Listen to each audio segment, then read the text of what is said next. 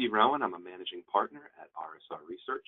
Thank you so much for taking time out of your busy day to join us in what has become something of an annual tradition. We usually do it just around this timing, shortly after Labor Day, where we share with the world what we've been working on all summer, which is the agenda that we have identified for the following year. So next year, we're really going to focus on decoding the relationship between business and technology in retail. If you know us well, you know that that's actually part of our mission statement. So it's not something new for us. But in the modern era and in the way things have kind of spiraled out of control in our industry, we feel that it's more important than ever to really get back to our roots and dive down into where those real intersection points are and what are the most important things that retailers need to be and are, in some cases, focusing on. So stick with us and we'll walk you through what we're going to do for the following year. First, a little bit of housekeeping. Welcome to GoToWebinar, the platform that we've chosen to share with you today. If you can hear me, great. If you prefer to use your phone over your computer microphone, that is all in the audio pane, which is on your, hopefully on your upper right-hand side of your screen.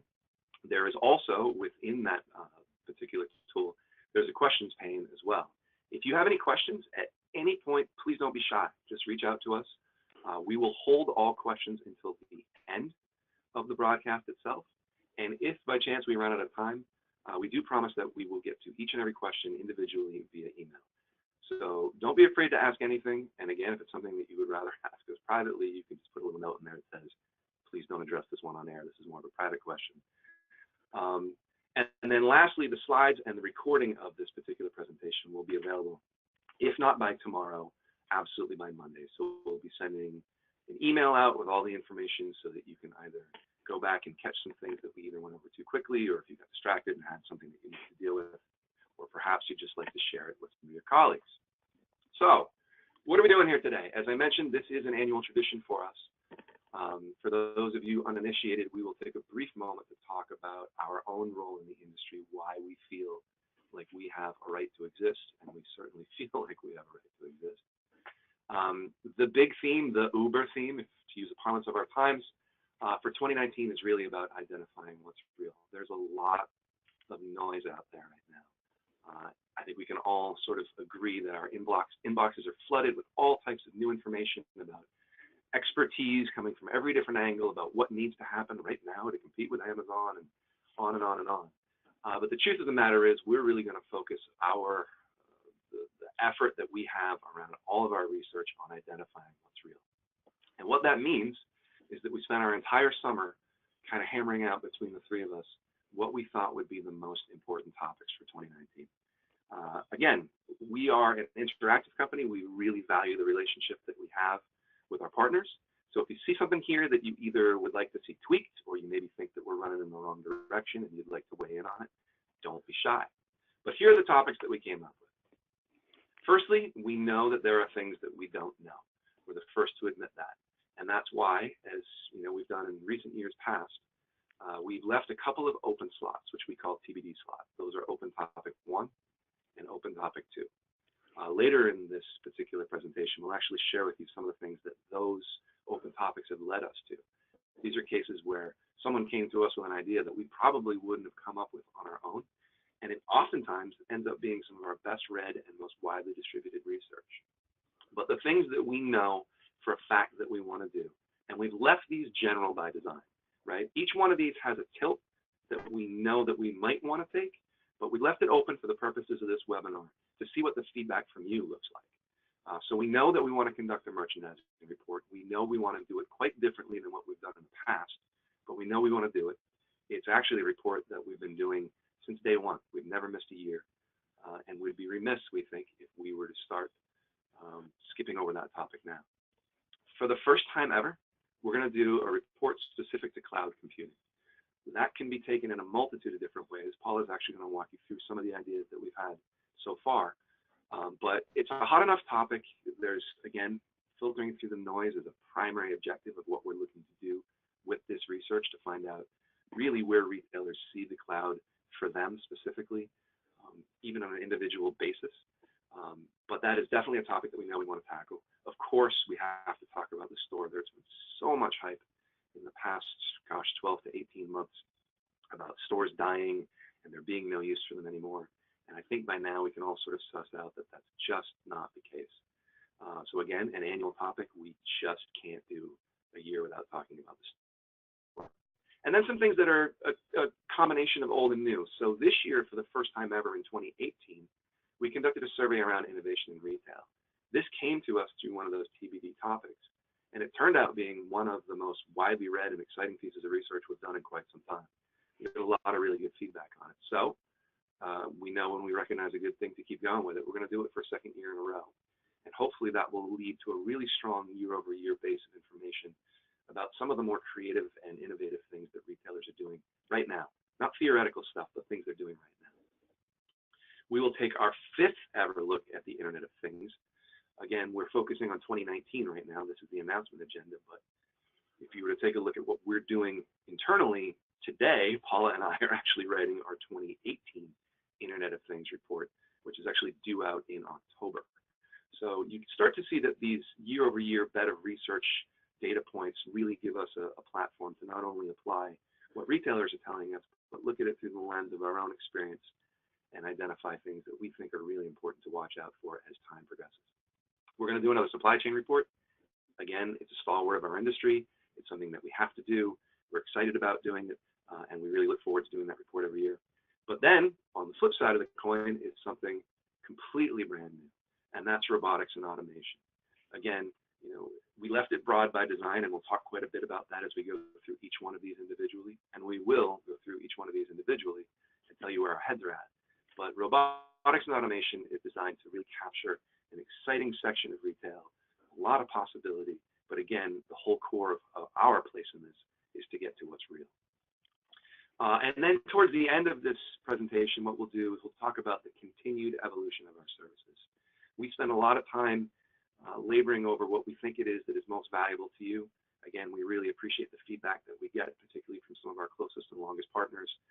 And what that led us to this year is a really sharp turn, I would say, in the evolution of our services, in that we're broadening and widening the scope of what it is that we offer and the way that we deliver on those offerings to both retailers and technologists. And then lastly, of course, Q&A. So I'm going to hand it over to Brian, and he's going to walk you through where we perceive our own role in all of this. Brian? Yeah, thanks, Steve. I really appreciate the opportunity to talk a little bit about our role in the retail ecosystem. Of course, there are a number of players who are guiding the entire industry toward its new future, and chief among them, of course, is the consumer. But we have a role too, and when we were first envisioning the idea behind this company 12 years ago now, we looked at what was available in the research world today or at that time, and there was a lot of really good information that compared the technologies to each other. We're all used to these in terms of magic quadrants or waves or those kinds of things. It's all really good stuff. There's also a tremendous amount of information of theoretical best practice. And I have to be honest and tell you that when I was a CIO, I found these things kind of irritating because I could never find anybody who had actually implemented a theoretical best practice. The fact of the matter is the retail business is a whole lot more close to the street level than that. And so what we were talking about is how could we tease out what retailers were really doing with information and technology to move their businesses forward. And as an outcome of that, we developed a mission statement that was really to elevate the conversation about these solutions between those who have them, the developers of those solutions, and those who need them. Those are typically the retailers. We wanted to elevate that conversation to a strategic level within the enterprise. Now, what that means in practical terms is that we talk about the business use cases that drive the adoption of technology, or sometimes we talk about the reasons why the technology is not adopted. But our mission is to facilitate that conversation between those who have the solutions and those who need them, and that's why we exist. Let's talk a little bit about how we execute on that mission. First of all, it's important for you all to know that we believe that we are part of a greater community, and that is the reason why all of our research and all of our writings are free to the world. All you have to do is sign on to our website, and it's open to you, and we want to hear your feedback all the time. We believe in this community. Of course, we've been participants in it for a very long time, for most of our adult lives. And that is the best way for us to move forward. Our insights and our point of view are focused and objective. We all come from the retail industry. I myself have spent my entire adult life in retail. Paula was born into the retail business, amazingly. And so when we add up our years together, it's pretty frightening.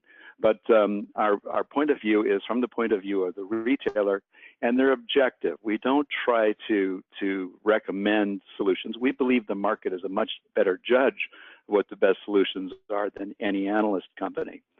But our advice to retailers and solution providers is pragmatic. We don't do 5-year strategic views. We don't do 10 years ahead. We don't do those kinds of things. We take the same time frame that retailers take, which is typically 1 to 2 years out.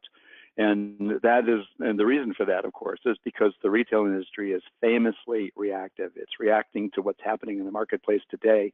And so we wanted to help them to understand how they can react using information and technology in a better way. And finally, our knowledge is really deep. As I mentioned earlier, we've been in the industry for a long time, and it's been augmented by 11 plus and growing years of data.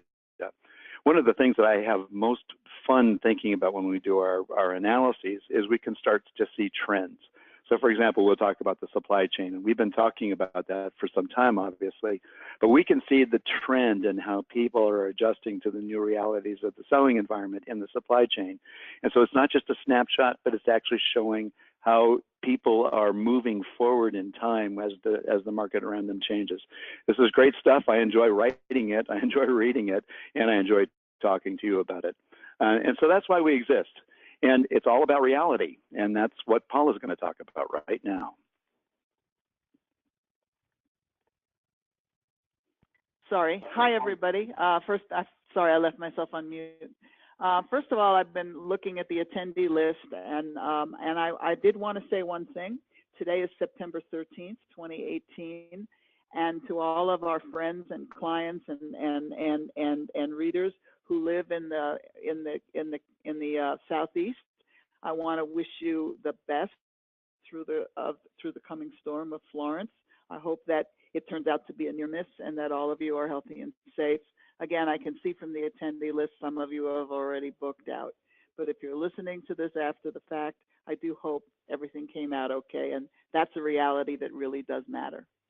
So getting back to the subject of this conversation, I'm going to talk to you a little bit about why it's important to separate noise from reality or truth.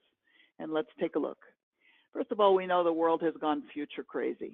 I mean, you can look and see at any point in time any statements like all retail employees, 7.5 million retail employees will be disappearing because they're going to be replaced by robots.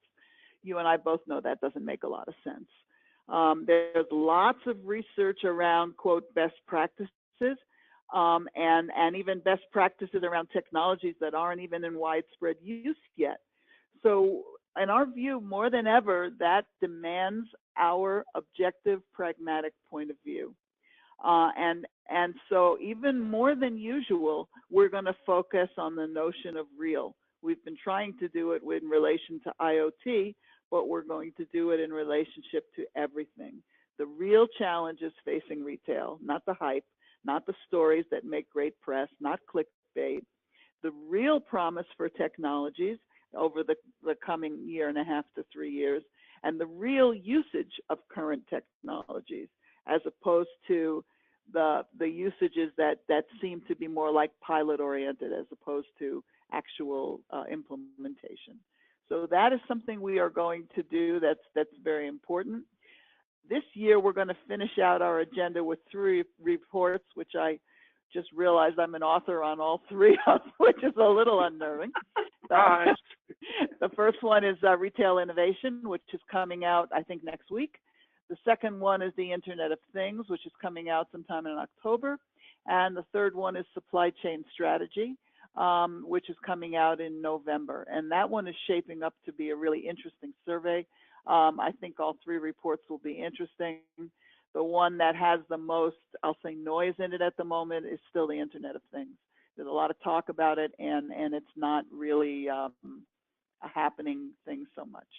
So though that's the finishing out of this year, and Steve's going to now take you through the beginning of next year. Yeah, absolutely. And as Paula said, when we start talking about next year, again, we had a lot of conversations, a lot more than usual over the course of the summer, the three of us sort of hammering out, we can only do so many of these things. What are the ones that are absolutely vital? And merchandising bubbled right to the top. As I mentioned during the beginning of the call, we've been doing this report. Technically, we've been doing this report since before we were even a company. So this year, we're going to be launching the survey right around the holidays, and we're going to be releasing it in March of 2019. So this will be the first real full 2019 project. So what are we doing differently than we've done in the past? If you look at this little crowning achievement from the mobile phone on the left, really the major takeaway that we walked away from our 2018 merchandising report with was that we're living in a world without a merchant prince, right? There is no one who's dictating tastes anymore. Consumers are absolutely making up their own minds. I think we've all known that was coming for a while. The writing's been on the wall for quite a bit. I remember hosting conversations about this, probably 5, 6, 7, maybe 10 years ago. But the reality has not necessarily met with the practices that are happening at the average retailer. So we decided for 2019, what we want to do is take a completely different angle on the merchandising report as we've always done it. We all know that products should matter. But when you walk around and you shop either in stores or online, it doesn't necessarily feel like it does. So we want to dig a little bit deeper into what's it going to take for that to change, for product to matter again, because shouldn't it matter after all? We certainly hear enough about collaborative planning, but again, staying within the theme of reality, is that a realistic objective for retailers to be thinking about in 2019? And that same thing could be said about personalization. It's been probably 3 or 4 seasons of trade shows now and conferences where, any walk on an expo floor, you're going to hear an awful lot about personalization. The question is, how real is it? We've actually, I think it was just last summer, or perhaps the summer before now, as time starts to blend, conducted some research around how personalized can retailers really get, particularly online. And the answer at that point was, not really. So with all of this sort of vendor-led push towards personalization, the question is, where is the reality? Where is that intersection with retailers? And what do they identify as the best chances? Because if we really are living without a merchant prince, that's important. So how are retailers leveraging something that has tremendous amount of promise, something they've identified as having a tremendous amount of promise for quite some time now? What can really be done about it? We, of course, are going to ask about inventory, about how much is enough and where should it be. And again, you talk about buzzword bingo, we hear artificial intelligence everywhere we turn. But the truth of the matter is, what are the real world implications and applications for AI as it relates to sorting out a product mix for a consumer that is far more fickle and far less likely to be led by any sort of merchant prince or fashion icon? So when you take all of these things and sort of throw them in, the same mixing bowl, what you end up with is a crucible, really. And all this pressure is added up to an entirely new paradigm. And so for us to just sort of continue with business as usual, asking about the blending of art and science is not going to cut it. And we really want to be at the, I don't want to say the tip of the spear because everyone hates that term, but we really want to be at the forefront of understanding, where is the understanding on retailers' behalf as far as what it is that they hold within their own power to change, and how are they going to change it? So tentatively, as a working title, we've sort of whipped up that 2019, we're going to focus on merchandising in a post-channel world. Again, you start talking about buzzwords, nobody loves post-channel any more than omni-channel, any more than, I think the one that Paula and I were kicking around the other day was a holistic retail world. But the truth of the matter is, the world done changed. So what can we do about it? And that's the angle that we're going to take in our 2019 merchandising report. And again, if there are things that you think that we're on a bit too much about, or different directions that you think that we should be examining, please speak up. And with that, I hand it right back to Paula to talk about a brand new report. Thanks, Steve. The germination of this report actually came out of the Retail Innovation Report, because we had some really amazing findings there. I will say that it's overall, I believe that the evolution of cloud computing has been a vendor-led evolution rather than a retailer pull saying, I must have, I must have.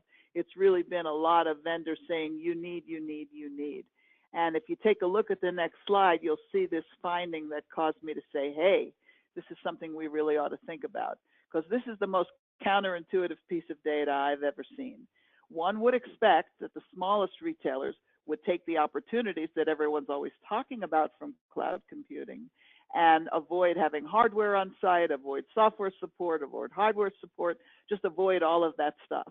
And the largest retailers would have done the math and said, no, no, no, this is something we can take care of ourselves. We already have the horsepower. We already have the people power. We already have everything we have in place.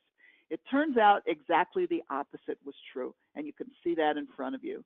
We took a look at the percentage citing cloud computing as highly valuable based on their annual revenue, and not much to my personal utter shock, 100% of retailers with more than $5 billion a year in annual $5 billion in annual revenue in US dollars said that it's highly valuable to them, while only 47% of retailers with less than $500 million in annual revenue said the same. So what that tells us, as it says here, is the larger they are, the more likely they are to embrace it. And that kind of blew our mind. So what does that mean? Where are we taking that? And let's take a look at the next slide. There's a plus side to cloud computing that we recognize, and obviously we believe you must recognize as retailers.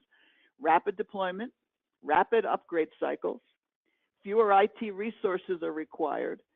There's an on-demand expansion and allocation of computing power as you need it, so you don't have to worry about keeping spare servers in the room. And no customization. And the value of no customization means you don't get stuck in a rut where you can't upgrade your product anymore, where you're stuck in a thought process that existed 5 years ago, 6 years ago, 7 years ago. You can flow along with the vendor as the vendor gathers more valuable data from other retailers as well. But there's also a minus side. The big one from my perspective, as a former CIO, this one is a really big one to me, and yet it seems to not be tremendously gating factor, is the movement from being a capital expenditure to being an operating cost. And what that means is what used to go below the EBITDA line as amortization, depreciation and amortization, now goes above the line as a pure expense. What retailers have told us is security and privacy concerns are a huge issue for them. It's a huge issue for them. And the minus side, ironically, just as on the plus side, is there's no customization. Almost every retailer I've ever talked to and ever been a part of believes that what they do, things that they do and ways that they do things are completely unique. It turns out that cloud computing says, no, it's not. And if what you're doing is that important, we have to be able to find a way to fold it into our existing package. And that's a minus if you really still believe that you have unique parts of your business. And so we want to explore all of that. The goal of the 2019 study is to understand the business implications that either help or hinder adoption, or as you can see here in the case of customization, or perhaps do both. So with that as a backdrop, we're going to take a look at the store with Steve. Yeah, thank you, Paula. And the store was, again, it was, it's a year-over-year report we've been doing every year. This year was, I think, some of the most fascinating data that we turned out in quite a while. Of course, I'm probably a little bit biased, but we're going to be doing it again next year. We're going to be launching the survey in March, and then we're going to be releasing the report in June. So where are we planning on taking it? Because stores are clearly, in a state of metamorphosis. So how are we going to adapt to that? Firstly, it's important that we quote Monty Python and say that stores are not dead yet. We actually asked this question for the first time, I believe, this year, to ask, what do you, Mr. Retailer, believe the role of the store is right now? And as you can see, it's a vital component of the overall brand experience. There's actually a much stronger belief on the part of retail winners. It's a concept we haven't talked a whole lot about here today. But if you read our research, you know that retail winners are those who are outperforming inflation. Essentially, their year-over-year comparable channel sales are above a certain line. And this year, that line, I believe, was 4.5%. But winners have a much stronger belief that the store has value currently in its existing form. Granted, it's only one of several ways for consumers to shop their brand. But probably the most interesting point is this third data point down here, where 48% of winners, compared to only 37% of everybody else, says, right now, as it stands, the store is our primary point of customer order fulfillment. And if you've read any of our supply chain research, you'll know that that's something that we point to quite a bit. I believe it was Brian who first pointed out, stores kind of are the last node on the supply chain. And it has tremendous impact what's happening in stores right now across the entire enterprise.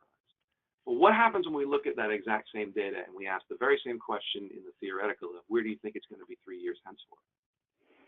And the truth is, it only becomes even more important. So this, again, is the future of the store. This is people who say that they strongly agree. And that number of 48% who said that they thought that the 48% of winners that said that retail stores would remain the primary point of customer order fulfillment, that number goes up. So regardless of what is happening out there with buy online, pick up in store, or any of the cute little BOPUS, BOPUL, any of the fun ways of sort of recognizing that people can shop however the hell they want, the truth of the matter is that the better your performance level right now, the better your sales are right now, the more likely you are to recognize that, one, stores aren't going anywhere. Two, that they're simply going to become more of an overall integrated experience, and consumers no longer think about, am I going to a store today or am I not? It's just part of their lifestyle. And then lastly, that those stores need to have the right things in them because they're going to become the primary point of customer order fulfillment more and more as time goes on. So to us, what this really does is shape the way that we're going to examine the store in our research in 2019. We're going to focus we're not going to focus as much on our employees' valuable, we've sort of, had that conversation several times over the last few years about what we can do within the stores to make, the employee a more valuable part. But we want to talk about the store itself, the infrastructure, the technology that goes into that store to make sure that if somebody gets up and off their couch and walks into the four walls of your store, that experience is going to be fulfilling in many different ways. Not just from the fulfillment part of it, but the experience as well, the whole way through. So that's where we're going with the store report in 2019. And again, we'd love your feedback on it. And with that, I'm going to kick it back to Brian, who's going to talk more about that innovation, not just in the store, but across the entire retail. Yeah, thanks, Steve. I appreciate that. And, as one thing that was really clear as we studied the stores in the last several years is the retailers have come to accept that they need to bring more of the digital experience into the stores, and they needed to innovate on the customer-facing side of the business because, in fact, customers were adopting innovations all the time. So in 2018, we decided it was time for us to take our very first look at retail innovation as a subject in and of itself. So one of the things that I think we can all agree on is that before the iPhone in 2007, retailers really took a view of technology as something of a necessary evil. It was a cost center. But all of that has clearly changed, and now most retailers believe that innovation is driving growth, and most retailers want to be perceived as innovation leaders. If you go to the next slide, Steve. You'll see that there's a big difference of opinion between winners and everybody else about the importance of innovation. First of all, retail winners, these are the overperformers that Steve mentioned just a minute ago. They better understand the strategic importance of information. This, of course, should bring joy to every CIO's heart. Retailers are now generally in agreement that information is a strategic asset, just as important as its people and its process and its products and its store locations. But the majority of winners also understand that they need to experiment more. And you can see this right here in the data. General agreement that information has become a strategic asset, but it really drops off sharply when you see the overperformers' acceptance of the need to do more experimentation to improve the shopping experience. Of course, a lot of that's going to happen in the store, just as Steve mentioned. But it has to start at the top. So let's take a look at what they're doing.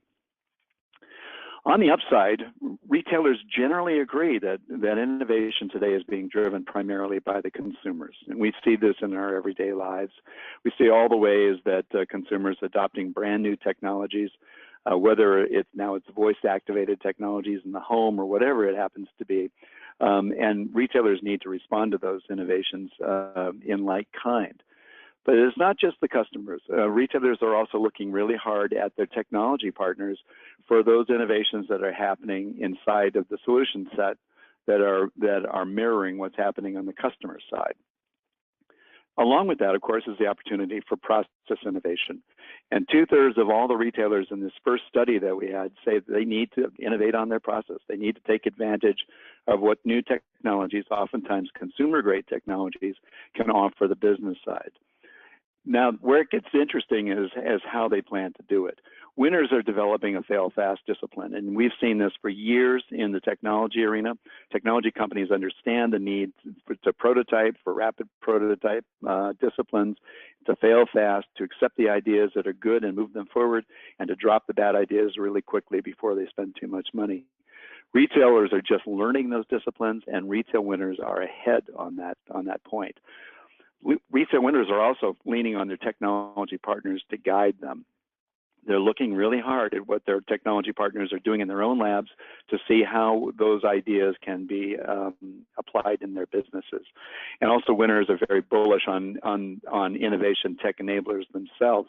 What I mean by this is retail winners are understanding that they have to have an innovation environment. There are enabling technologies that make it possible for these retailers to prototype ideas very quickly, to accept the good ones and to pass on the bad ones, and to start enabling all these new innovations in their selling environment. On the downside, average and underperformers are focused on the results. Yeah, they would like to innovate too, and they would like to be seen as innovation leaders, but they're not looking really hard at the steps that need to happen in order to get those results. In other words, they're not looking at the innovation process itself, and they're not looking at the tech enablers that make innovation possible. So that's clearly something that they need to learn from winners. In the meantime, all retailers, winners and average and underperformers, they're all complaining that the hyper-competitive landscape has been draining their discretionary spend. They don't have a lot of free cash flow in order to play games with technology, and that they perceive that as a big inhibitor to their progress. Regardless of that, retailers all agree, they all know that they need to get going. So the focus of our goal in 2019, remember 2018 was our inaugural study. Now what we want to do is we want to check progress for our second data point. We want to begin to understand the trends in innovation in retail. And as I said at the beginning, this is where the data gets really interesting. As you start to take more measurements and you can start understanding the trend that retailers are following, the guidance becomes much more clear. So we're excited about that. But when it comes to innovation, it inevitably brings up a topic of the Internet of Things, and Paul is going to talk to you about that. Thanks, Brian. Before I do that, someone asked a question, and usually we start with a preamble about how we define winners, retail winners, and we didn't this time. So I'm going to give you a 35-second overview of that. It's real simple. We define retail winners as those whose comparable sales across all channels exceed the industry average. Average performers self-identifies as those whose annual sales are at the industry standard or average, and then laggards are those who underperform against the industry standard. And what we typically find is that retail winners don't win by accident. They win because of a really different set of thought processes. And that's why it's often fun to look at the data, retail winners compared with everyone else, because it lets us know that successful retailing is an outcome. It's not an entity, it's not an accident. It's very, very rarely an accident. It's typically an outcome of a whole set of thought processes. So having sort of bored you a little bit with that, I'm going to talk to, or clarified that, I'm going to talk to you some about the Internet of Things.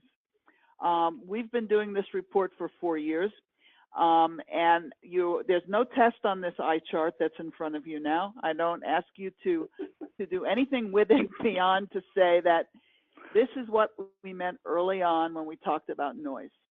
And this is a statement where we asked, IoT solutions can they add value? What kind of value can they add to various retail processes?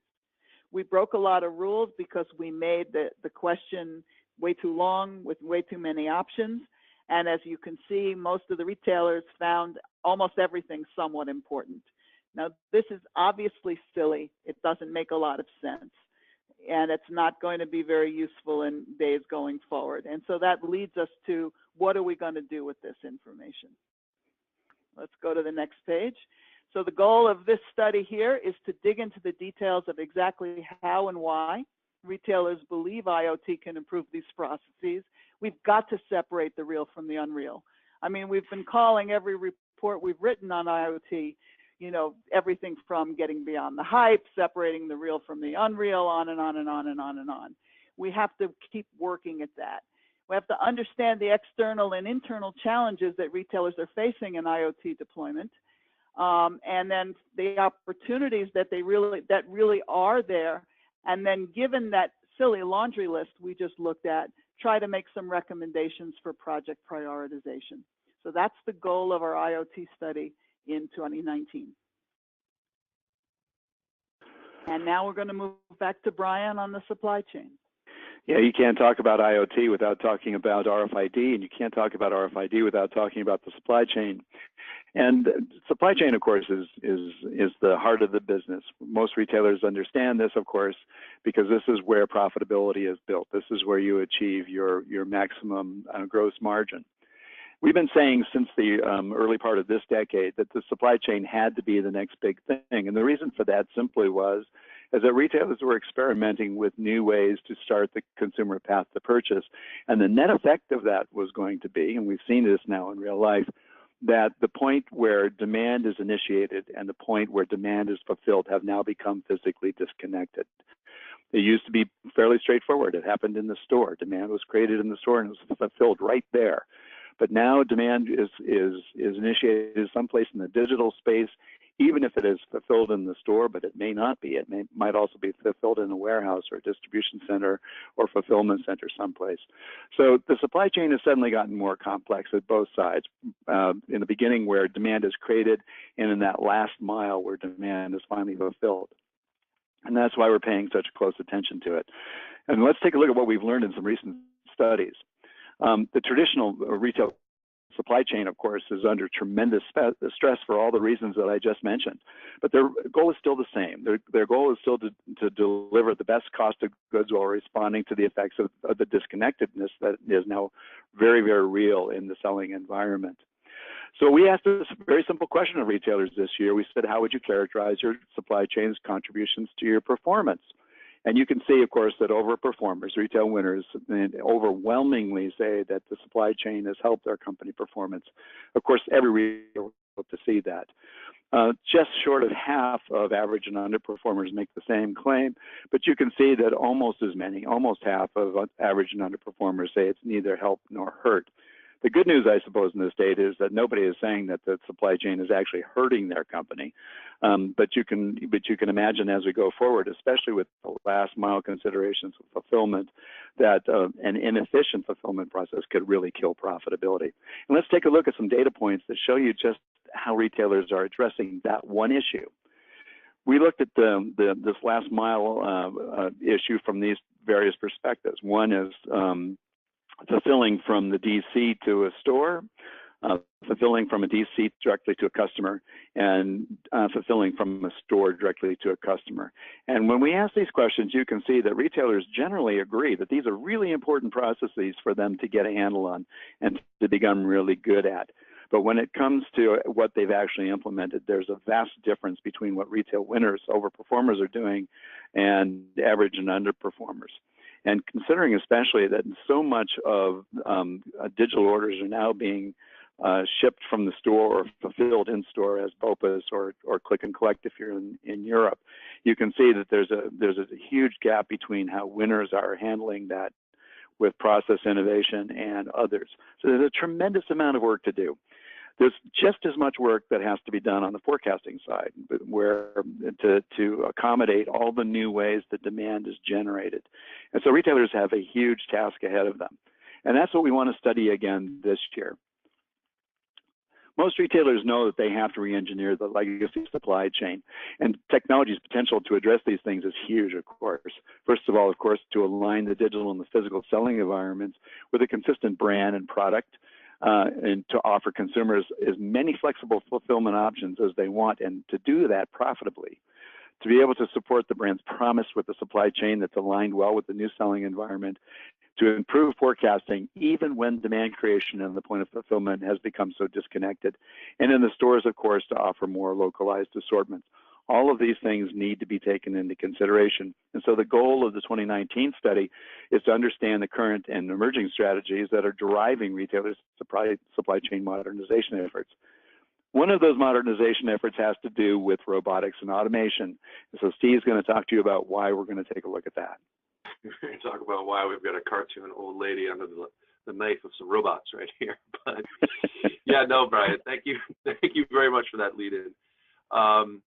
So this is a survey, as I mentioned at the top of the call. We've never studied this before, and in keeping with the theme of cutting through the noise and getting to what's real, we've all been to NRF, we've all been to the iLabs, we've all seen some really cool, eye-catching, whiz-bang type of robotics applications. The truth is, we want to know, is the rubber meeting the road here? And again, I hate to use those terms, but what are the real applications for robotics, particularly as it relates to retailers? And we kind of had a major decision to make when we were having the planning calls for all of this.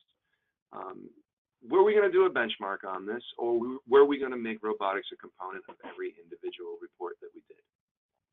And ultimately, we landed on a standalone in-depth benchmark for one really simple reason, which is that if we asked one or two robotics questions across all of our different surveys, we wouldn't be able to dig in the way that we wanted to.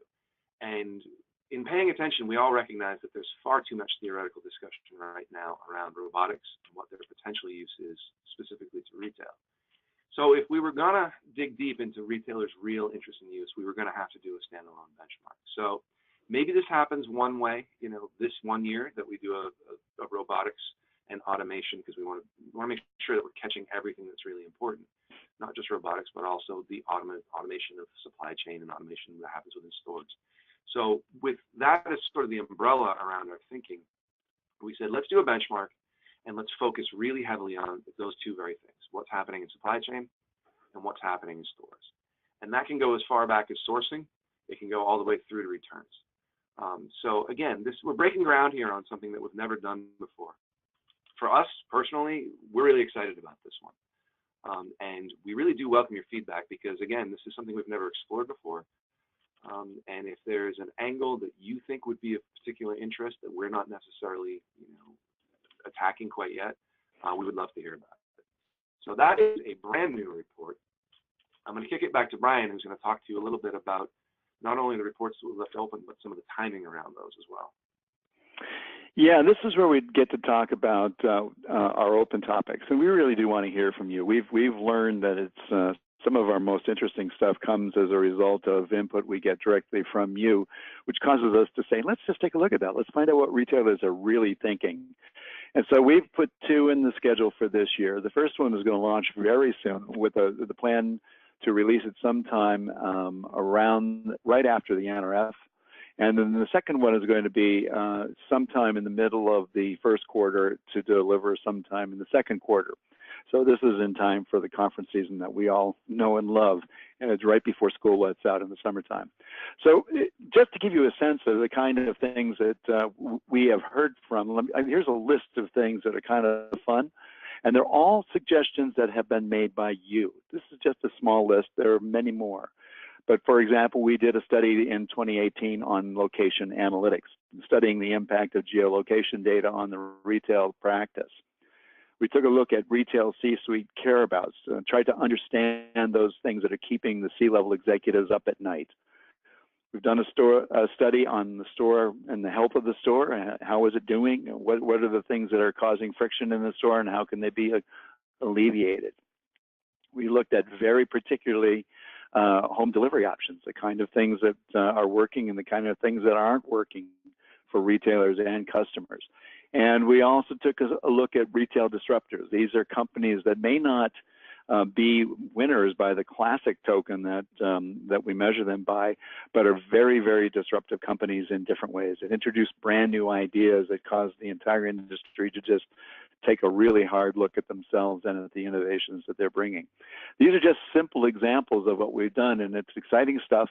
And we really want to hear from you because we want to do more of this kind of stuff. So let us know what's on your mind. Send us a note. What's the worst that can happen?